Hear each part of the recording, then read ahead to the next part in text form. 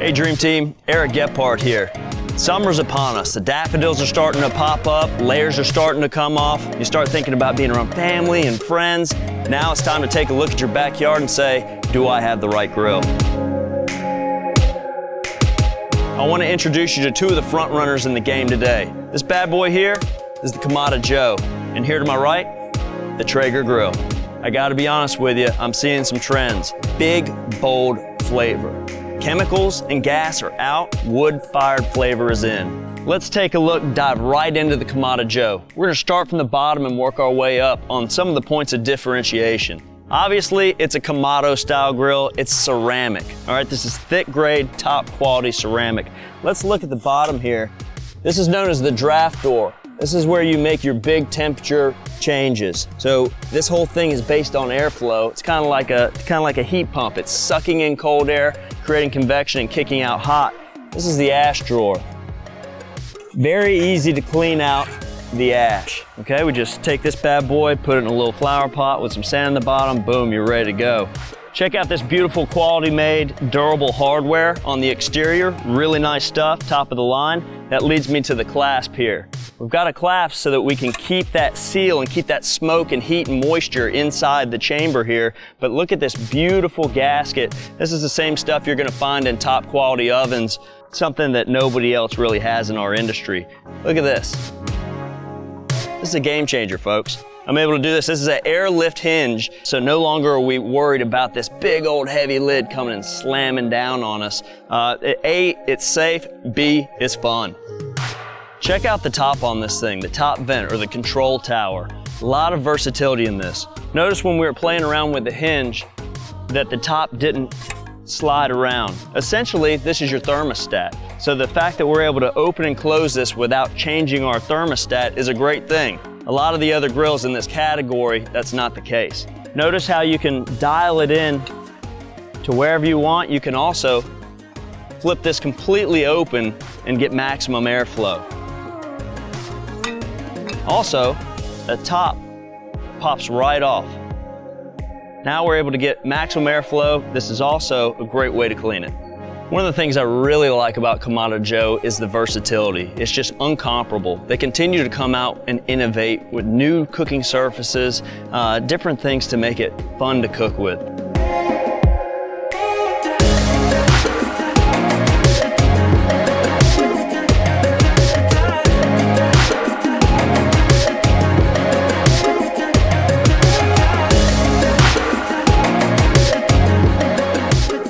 Check this out. The grill actually comes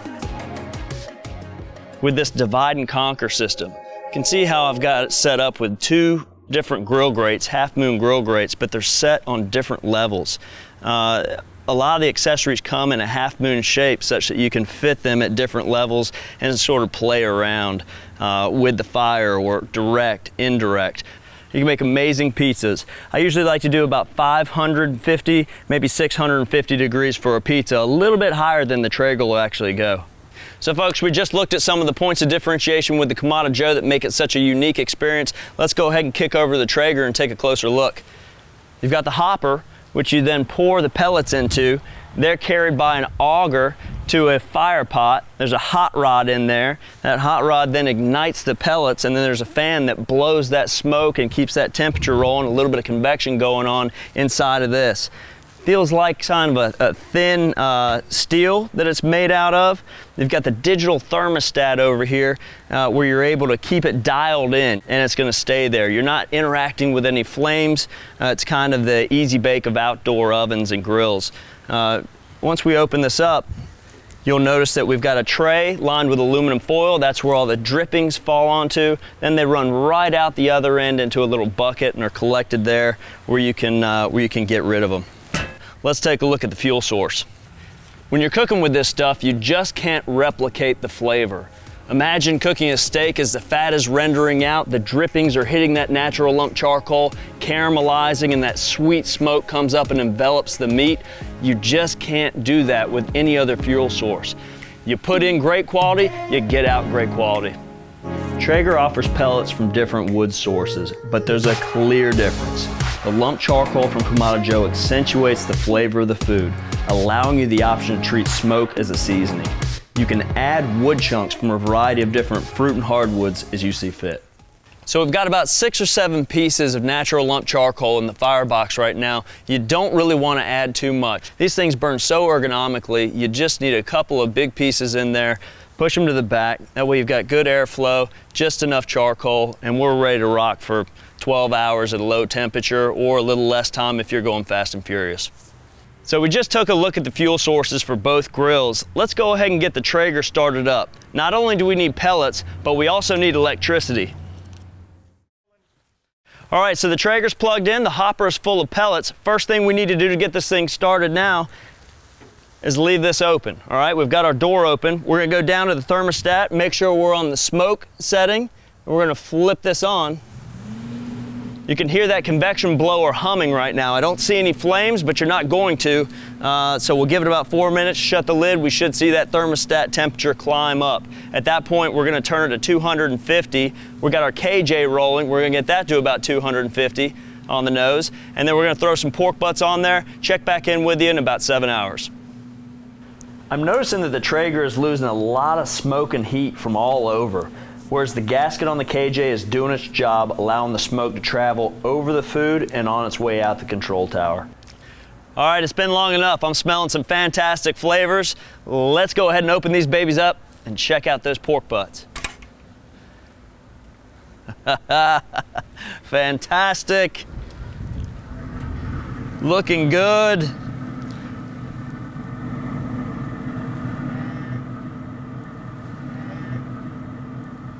Let's see how tender it is. It's got good wobble to it. It's got a nice bark going on here. Let's see.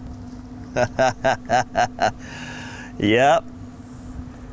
And I love that horn right there. Good smoke ring to it.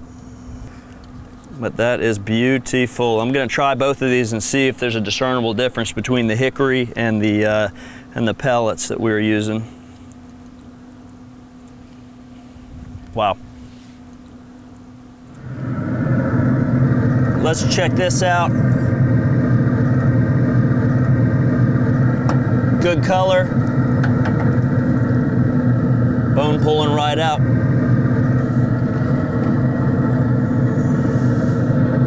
Good smoke ring.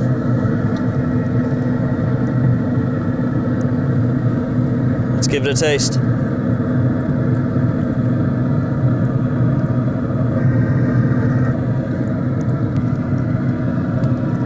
Very nice. So both grills are excelling at low and slow.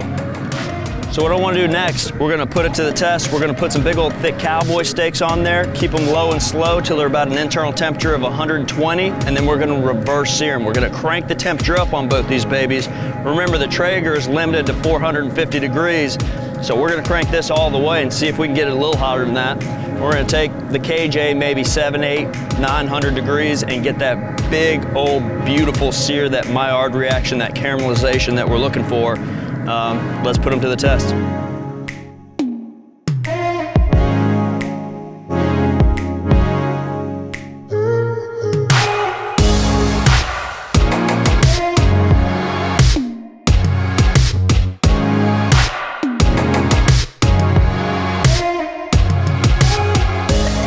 Dream Team, cowboy steaks are off. They're both resting at a beautiful 120 degrees Fahrenheit. We're cranking up the temperature now. Let me show you how to do that on the Kamado Joe. Open the draft door, open the daisy wheel. Temperature's rising up. By the way, I did take those deflector shields out, so we just got fire, rip roaring, and ready to go. We're ready for direct grilling. Now I'm gonna come over here to the Traeger, crank her all the way up to high. That's 450 degrees Fahrenheit.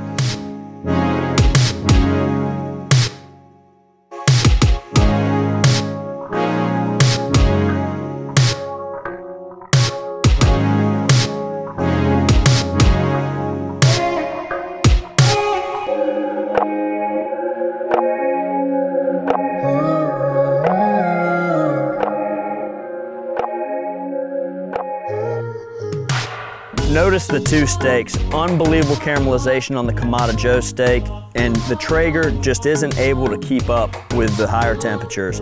It's good on the low and slow, but just not able to get that big, bold sear that we see from the Kamado Joe. Let's slice these babies up and take a taste.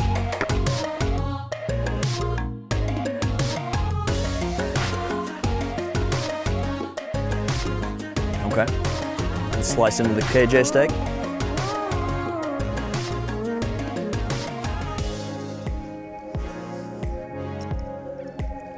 Yahtzee, there it is. There's that big, bold caramelization I'm looking for in a steak. You know, that Ruth Chris style sear. I guess the only drawback is you'll never go to your local steakhouse again and look at steaks the same way. That's beautiful. All right, folks, temperatures are up on the grills. We've gone to the local markets and got a smorgasbord of deliciousness. We're gonna break this up evenly between the two grills. We've talked a lot about versatility. Let's see it in action. The hands-off cord-connected Traeger is more like an outdoor oven. It's just not scratching that primal itch. I tip my hat to Kamado Joe. The interaction with a live fire and options of multiple cooking surfaces just pumps me up.